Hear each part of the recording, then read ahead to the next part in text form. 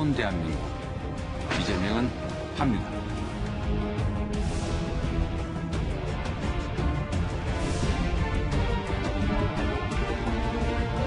이 정권은 권력을 사유화하는 데 그치지 않고 집권을 연장하여 계속 국민을 약탈하려 합니다.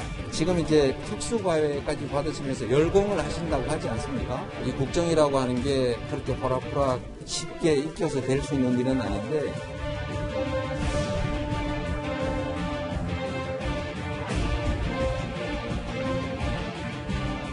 제가 우리 가족에게 폭언을 한 건 사실인데 지금 다시 그 시절로 되돌아가 본다면 안 그러려고 노력하겠지만 어떨지는 솔직히 잘 모르겠어요.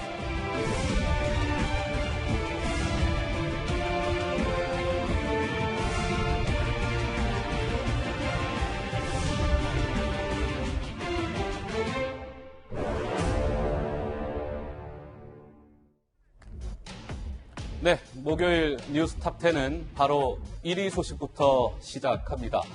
자, 더불어민주당 유력 대선 주자인 이재명 경기지사가 오늘 대권 도전을 보신 바처럼 공식화했습니다. 앞서 있었던 윤석열 전 검찰총장과는 내용과 형식 면에서 크게 달랐다. 이런 평가가 많죠. 영상으로 먼저 만나보시죠.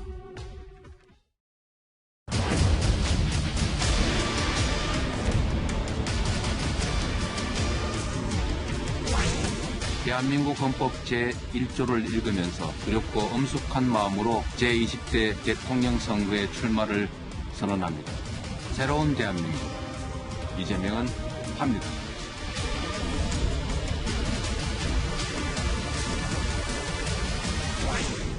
약자의 삶을 보듬어 안는 억강부약의 정치로 모두가 함께 잘 사는 대동세상을 열어가야 합니다. 전 세계적 위기는 우리 경제가 과거의 고단한 추격 경제에서 선도 경제로 나아갈 수 있는 절호의 기회입니다.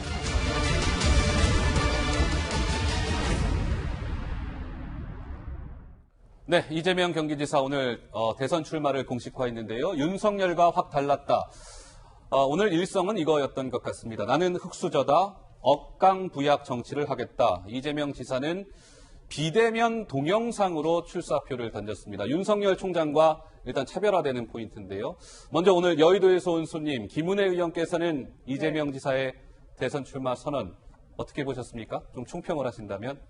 네, 상대당 후보이긴 한데 워낙 순발력이 뛰어나시고 또 정치적 의제에 대해서 굉장히 탁월하게 잘 반응하시는 분이기 때문에 좋은 승부가 되기를 기대하는 마음입니다. 예. 다만 이제 윤석열 전 총장하고 형식 면에서 직접 비교는 좀 무의미할 것 같다는 생각은 들었거든요. 개인적으로는. 왜냐하면 윤석열 전 총장은 잠행을 끝내고 국민들에게 처음으로 정치 참여 선언을 해야 되는 자리였기 때문에 더더욱 그랬고요. 네. 이재명 지금 지사님 같은 경우에는 그 전에 이 대선 출정식 전에 새대결 형식의 민주평화광장이라든지 이런 포럼에는 모이실 분은 다 모이시는 행사에 다 가셨거든요. 네. 그렇기 때문에 비대면으로 오늘 따로 방역만을 주장하는 거는 잘 모르겠고요.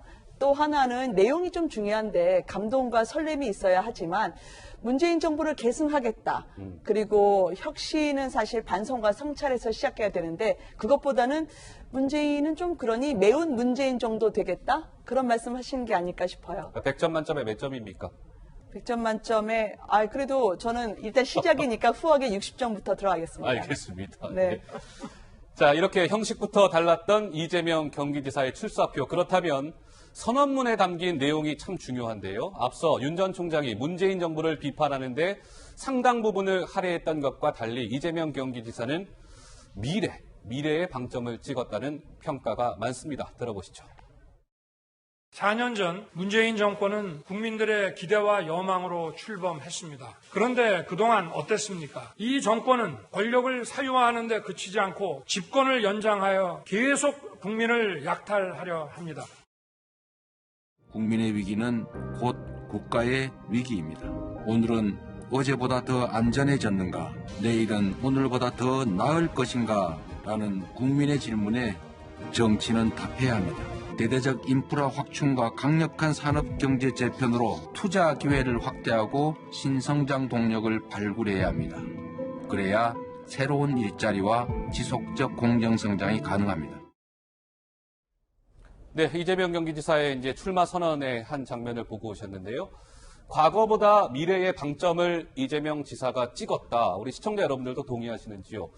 윤석열 전 검찰총장은 그제 출마 선언에서 정권 교체, 공정, 무능, 분노, 약탈 이렇게 좀 키워드를 축약해 볼 수 있을 것 같고, 이재명 지사는 경제, 공정, 대한민국, 민주, 불평등 이렇게 저희가 요약을 해봤습니다.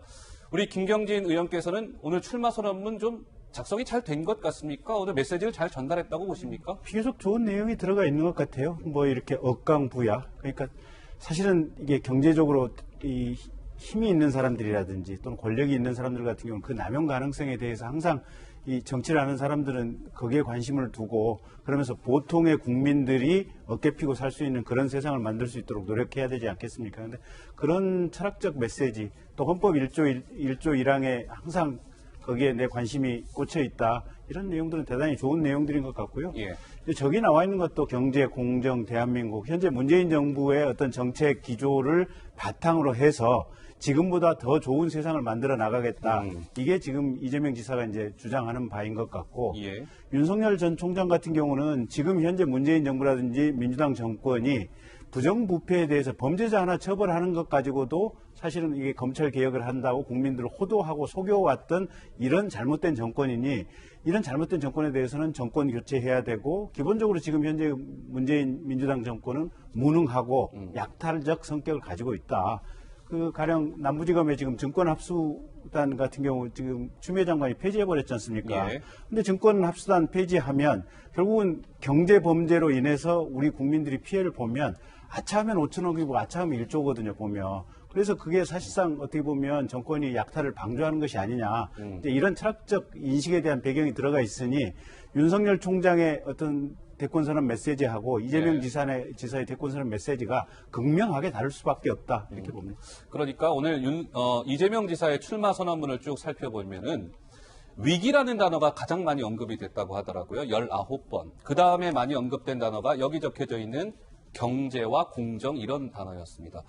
그러니까 김 교수님, 이재명 지사는 우리 그런 얘기 많이 하잖아요. 문제는 경제다. 문제는 경제다. 이런 얘기를 많이 하는데 이 지사가 오늘 강조하고 싶었던 것은 역시 그 부분이었을까요?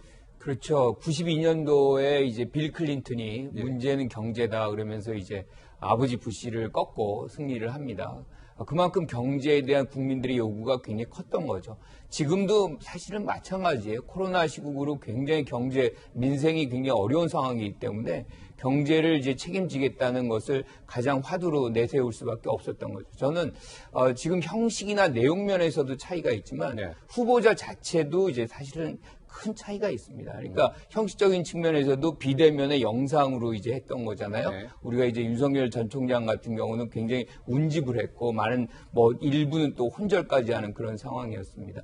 내용적으로도 윤석열 전 총장이 현 정부, 즉 과거에 대한 또는 현재에 대한 비판에 집중을 했다면 사실상 지금 이재명 지사 같은 경우는 지금을 전환 시대의 어떤 위기로 규정하고 이 위기를 타개하는 것을 하나의 목표로 하는 도약의 기회를 삼자 이것을 메시지에 가장 이제 초점을 맞춘 것 같아요.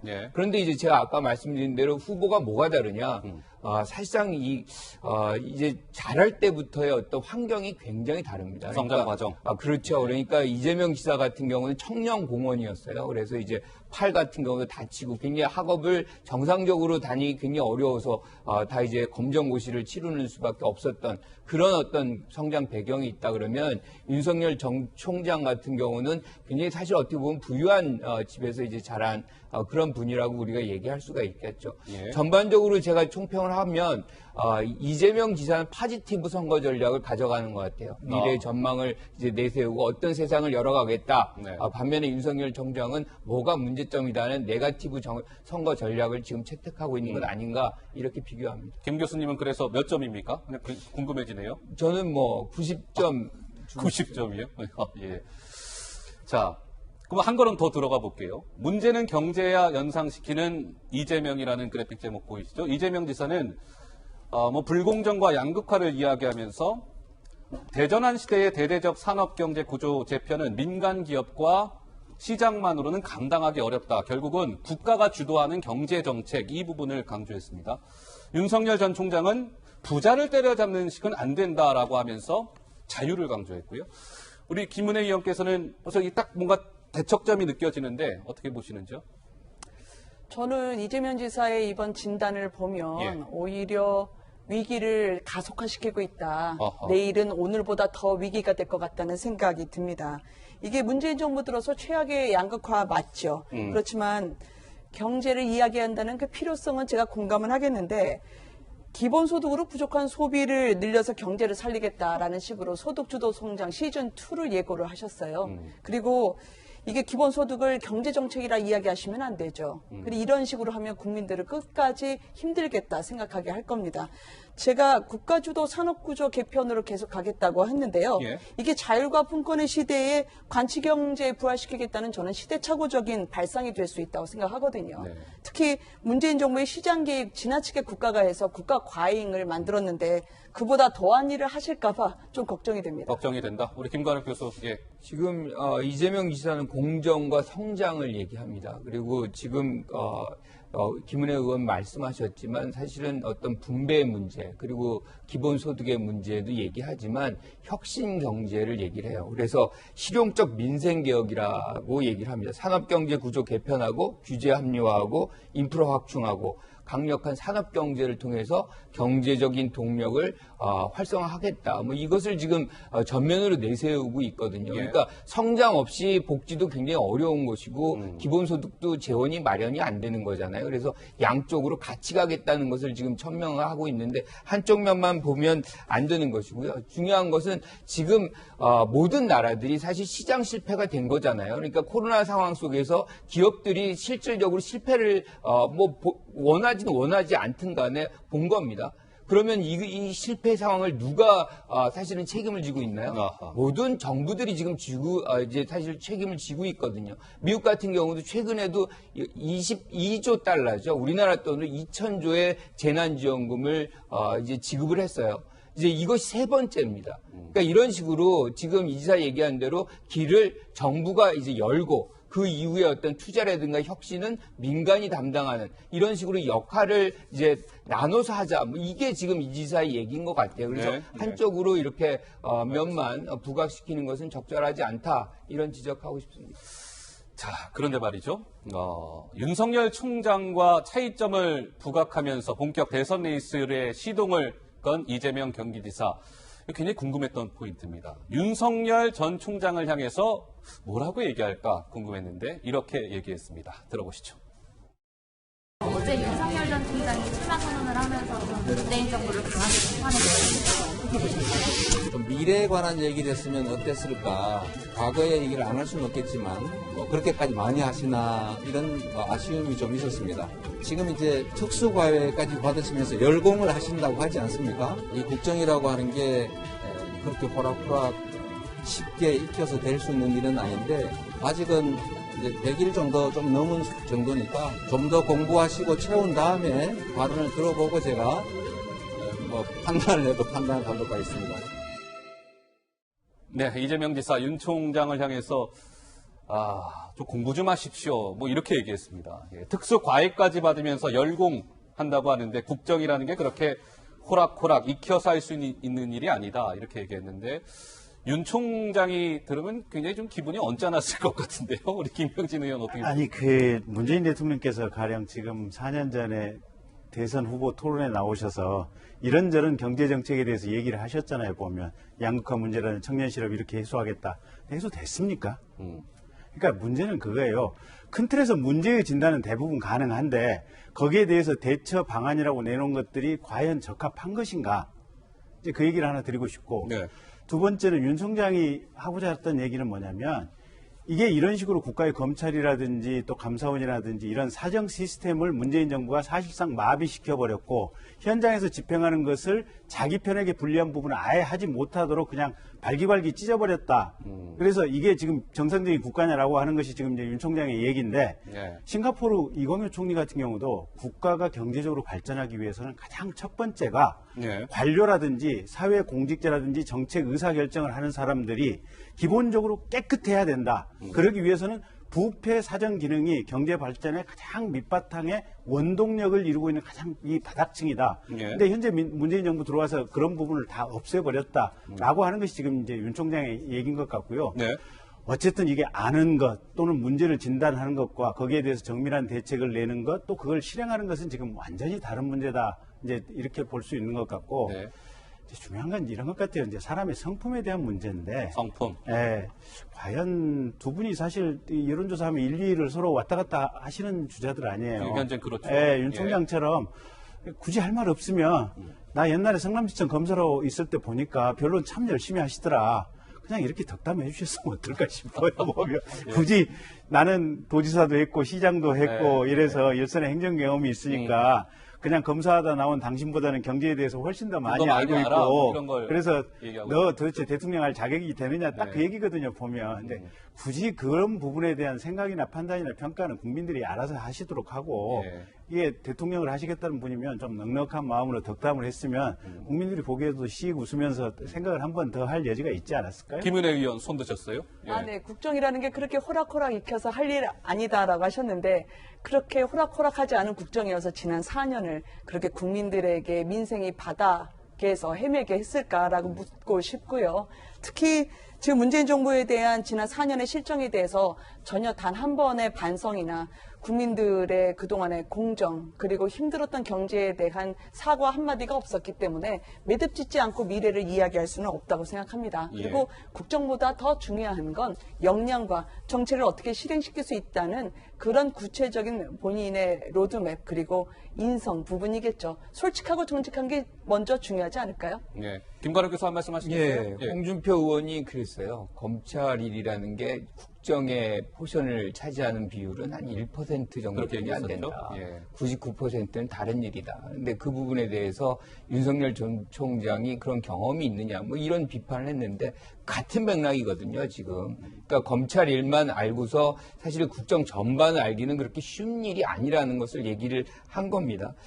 지금 이재명 지사 같은 경우는 성남시 8년 그리고 지금 경기지사 3년 해서 도합 11년을 하고 있고 이 본인 공약 이행률이 90%가 넘어요. 그러니까 가장 많은 이 어떻게 보면 높은 수치의 공약 이행률을 보이고 있는 분위기거든요. 그러니까 그런 어떤 자신감이 이런 공약이라든가 정책이 그만큼 어렵다는 것을 얘기하는 것이다. 뭐 저는 이렇게 평가하고 있습니다. 네, 제가 마지막으로 윤 총장을 위해서 한마디 좀 거드려 드리고 싶어요. 예.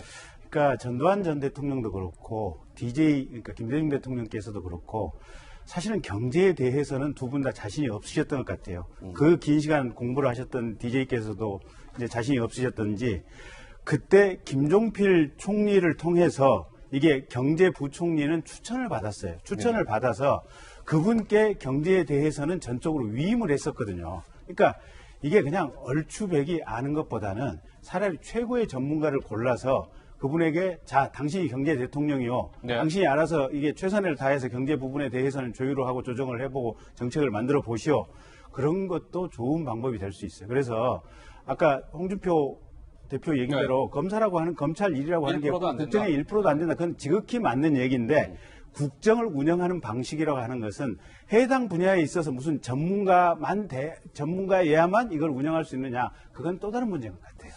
자, 그렇다면 이재명 지사가 오늘 출마 선언을 한 오늘 이재명 지사의 행보는 어땠을까요? 어디로 달려갔을까요? 출마 선언을 달려간 곳은 이재명 지사의 고향 경북 안동이었습니다. 오후 일정은 경북 안동이었고요.